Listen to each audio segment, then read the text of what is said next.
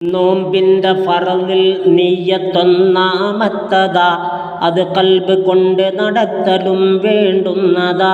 മൊഴിയൽ അതിൽ ഷറത്തില്ല എന്നാൽ തന്നെ അത് സുന്നത്തുണ്ടെന്നാണ് നിയമം പൊന്നേ.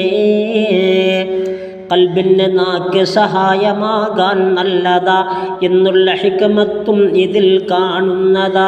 നിയ്യത്തു രാത്രിയിൽ ഫർദ് നോമ്പിനു വേണ്ടതാ, ഉച്ചയ്ക്ക് മുമ്പായി സുന്നത്തിൽ മതിയായതാ.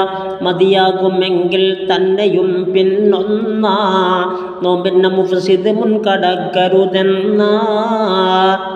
ബുജൈരിമി നീ നോക്ക് രണ്ടാം ഭാഗമിൽ കാണുന്നതാണ് 75-ാം പേജ്. അതിൽ ഫർളായ നോമ്പിനെ വ്യക്തമാക്കൽ വേണ്ടതാ, നിയ്യത്തിൽ അത് നീ ഇന്നതെന്നോർക്കേണ്ടതാ.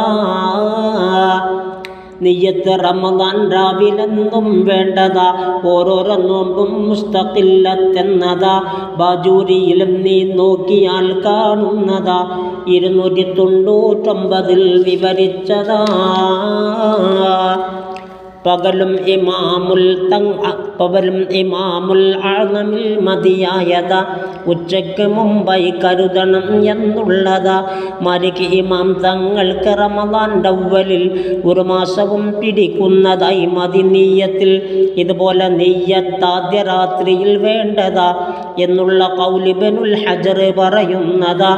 മറന്നെന്നു വന്നാൽ നിയ്യത്തും ഒരു രാത്രിയിൽ ലഭിക്കുന്നതാ. നോമ്പവന് മാലിക് ഈ മദ്ഹബിൽ തഖ്ലീദ് ചെയ്തും കൊണ്ട് അവനന്ത് നോമ്പ് പിടിക്കുവാൻ വിധിയുണ്ട്. അല്ലാതെ നോമ്പനുഷ്ഠിച്ച് പോകരുതെന്ന തികച്ചും ഹറാം എന്നുള്ള വിധിയും തന്നെ. ഇആനത്തിൽ നീ നോക്ക് 2-ൽ വന്നതാ, ഷെർവാനിയും ഇതുപോലെ വിവരിക്കുന്നതാ. ഇക്കൊല്ലത്തെ റമദാൻ്റെ ഫർദിനെ വീട്ടുവാൻ നാളത്തെ ദിവസം നോമ്പെടുക്കാൻ കരുതി ഞാൻ. ഇത് നിയ്യത്തിൽ നിന്ന് ഏറ്റവും പരിപൂർണമാ, റമദാൻ്റെ നോമ്പ് നവൈതു എന്ന് തഖല്ലുമാ. ഇംസാക്ക് ഫർദിൽ നിന്ന് രണ്ടാമത്തതാ, നോമ്പിനെ മുഫ്സിദ് ഒഴിക്കണം എന്നുള്ളതാ. അത് മറതി ജഹ്ലിവയാൽ ഭവിച്ചത് കൊണ്ട് നോമ്പിന് കേടില്ലെന്ന് നിയമവുമുണ്ട്. ജഹ്ലിന് ഉദുറുണ്ടായിരിക്കൽ വേണ്ടതാ, ഇല്ലാതിരുന്നാൽ മുറിയുമെന്നോർക്കേണ്ടതാ.